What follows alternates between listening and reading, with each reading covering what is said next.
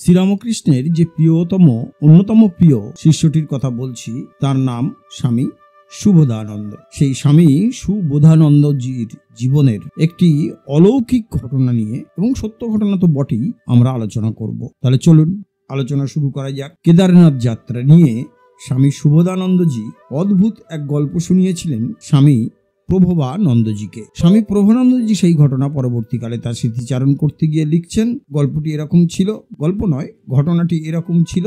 এক ভক্ত কেদারনাথ তীর্থ দর্শনে গেছেন। হিমালয়ের অত উচ্চতায় অবস্থিত হওয়ার কারণে বছরের অর্ধেক সময় বরফে মোড়া থাকে, আর এই সময় মন্দিরও বন্ধ থাকে। ভক্তটি এমন সময় সেখানে পৌঁছলেন যে মন্দিরের শেষ পুরোহিত বরফে ঢেকে যাওয়ার আগে মন্দির বন্ধ করে চলে যাওয়ার প্রস্তুতি নিচ্ছেন। কেবলমাত্র পুরোহিত এবং সেই ভক্ত ভিন্ন অন্য কেউ সেখানে ছিল না। যাই হোক, ভক্ত মন্দিরে প্রবেশ করলেন এবং কেদারনাথজিকে যথাবিধি পূজা দিলেন। এদিকে ততক্ষণে শুরু হয়েছে প্রবল তুষার। মন্দির ছেড়ে ভক্তটি আর যেতে পারলেন না। তখন পুরোহিত ভক্তটিকে বললেন, আসুন তাহলে দাবা খেলায়। সারা রাত ধরে চলল দাবা। পরদিন সকালে দাবা খেলা শেষ হল, তুষারপাতও বন্ধ। ভক্তটি কেদারনাথ ছেড়ে ফেরার পথ ধরল। ভক্তটি বুঝতেই পারেননি যে মাঝখানে পার হয়ে গেছে ছয়টি মাস। সুবোধানন্দজি অর্থাৎ খোকা মহারাজ বলেছিলেন, ভগবান সেই পুরোহিত রূপে ভক্তের মনোবাঞ্ছা পূরণ করেছিল। সুবোধানন্দজির গল্প বলার ভঙ্গি থেকে স্বামী প্রভবানন্দের বুঝতে অসুবিধা হয়নি যে ভক্তটি ছিলেন স্বয়ং খোকা মহারাজ অর্থাৎ সুবোধানন্দজি। ভগবান শিবের সঙ্গে তিনি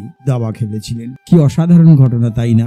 একটানা 6 মাস ধরে স্বয়ং শিব তিনি পুরোহিত সাজলেন এবং দাবা খেললেন কেদারনাথ মন্দিরে বসে। কার সঙ্গে? শ্রীরামকৃষ্ণের অন্যতম প্রিয়তম শিষ্য স্বামী সুবোধানন্দজির সঙ্গে। এরকমই ঘটনা ঘটেছিল। অলৌকিক হলেও সত্য, অঘটন আজও ঘটে।